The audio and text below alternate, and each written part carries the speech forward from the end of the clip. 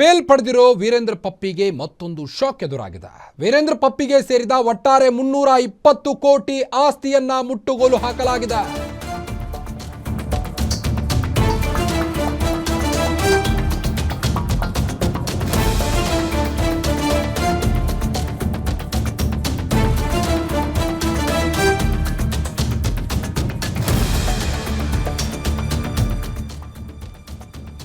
Bale ಪಡೆದಿರೋ Veerendra ಪಪ್ಪಿಗೆ ಮತ್ತೊಂದು shock ಎದುರಾಗಿದೆ. ಈಗ ವೀರೇಂದ್ರ ಪಪ್ಪಿಗೆ ಸೇರಿದಂತ ಒಟ್ಟಾರೆ 320 ಕೋಟಿ ಆಸ್ತಿಯನ್ನ ಮುಟ್ಟುಗೋಲು ಹಾಕಲಾಗಿದೆ.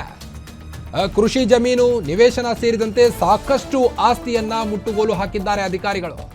ಅಕ್ರಮ ಆನ್ಲೈನ್ ಬೆಟ್ಟಿಂಗ್ ಪ್ರಕರಣದಲ್ಲಿ ಮತ್ತೆ ಇಡಿ ಶಾಕ್ ನೀಡಿದೆ ಪಪ್ಪಿಗೆ. ವಿವಿಧ ರಾಜ್ಯಗಳಲ್ಲಿ ಆನ್ಲೈನ್ ಬೆಟ್ಟಿಂಗ್ ಕೇಸ್ಗಳು ದಾಖಲಾಗಿದ್ವು. ಪಪ್ಪಿ ಮೇಲೆ ಕೇಸ್ ದಾಖಲಿಸಿ ತನಿಖೆಯನ್ನು ಕೂಡ ನಡೆಸಿದ್ರು ಇಡಿ ಅಧಿಕಾರಿಗಳು. ತನಿಖೆಯ ವೇಳೆ ವೀರೇಂದ್ರ ಮತ್ತು ಸಹಚರರು ಮಾಸ್ಟರ್ ಮೈಂಡ್ ಎಂದು ಪತ್ತೆ ಹಚ್ಚಿದ್ದಾರೆ. ಸಿಕ್ಕ ಸಾಕ್ಷ್ಯಗಳ ಆಧಾರದ ಮೇಲೆ ವೀರೇಂದ್ರ ಪಪ್ಪಿಗೆ ಸೇರಿದಂತ ಆಸ್ತಿಯನ್ನ ಜಪ್ತಿ ಮಾಡಿದ್ದಾರೆ ಈಗ ಇಡಿ ಅಧಿಕಾರಿಗಳು.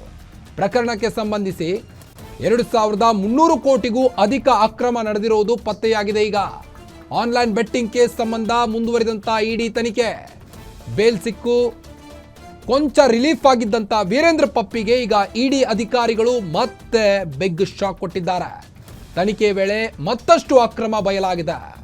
ಸಿಕ್ಕ ಸಾಕ್ಷ್ಯಗಳ ಆಧಾರದ ಮೇಲೆ ವೀರೇಂದ್ರ ಪಪ್ಪಿಗೆ ಶಾಕ್ ನೀಡಿದ್ದಾರೆ. ಈಗ ಪ್ರಕರಣಕ್ಕೆ ಸಂಬಂಧಿಸಿ 2300 ಕೋಟಿಗೂ ಅಧಿಕ ಆನ್ಲೈನ್ ಬೆಟ್ಟಿಂಗ್ ದಂಧೆ ನಡೆದಿರುವಂತದ್ದು ಸಾಬೀತಾಗಿದೆ. ಹೀಗಾಗಿ ಮತ್ತೆ ಅವರ ಆಸ್ತಿಯನ್ನ ಮುಟ್ಟುಗೋಲು ಹಾಕಿದ್ದಾರೆ.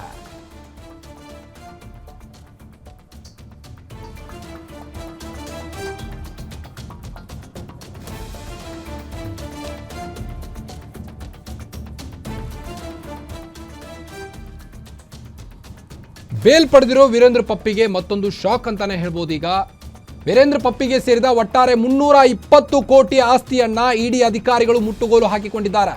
ಕೃಷಿ ಜಮೀನು, ನಿವೇಶನ ಸೇರಿದಂತೆ ಸಾಕಷ್ಟು ಆಸ್ತಿಯನ್ನ ಇಡಿ ಅಧಿಕಾರಿಗಳು ಮುಟ್ಟುಗೋಲು ಹಾಕಿಕೊಂಡಿರುವಂತದ್ದು. ಅಕ್ರಮ ಆನ್ಲೈನ್ ಬೆಟ್ಟಿಂಗ್ ಪ್ರಕರಣದಲ್ಲಿ ಮತ್ತೆ ಇಡಿ ಶಾಕ್ ನೀಡಿದೆ. ಈಗ ವಿವಿಧ ರಾಜ್ಯಗಳಲ್ಲಿ ದಾಖಲಾಗಿದ್ದಂತ ಆನ್ಲೈನ್ ಬೆಟ್ಟಿಂಗ್ ಕೇಸನ್ನ ದಾಖಲಿಸಿ ತನಿಖೆ ನಡೆಸಿದ್ದಂತ ಇಡಿ ಅಧಿಕಾರಿಗಳು. ತನಿಖೆ ವೇಳೆ ವೀರೇಂದ್ರ ಮತ್ತು ಸಹಚರರು ಮಾಸ್ಟರ್ ಮೈಂಡ್ ಎಂದು ಪತ್ತೆಯಾಗಿದೆ.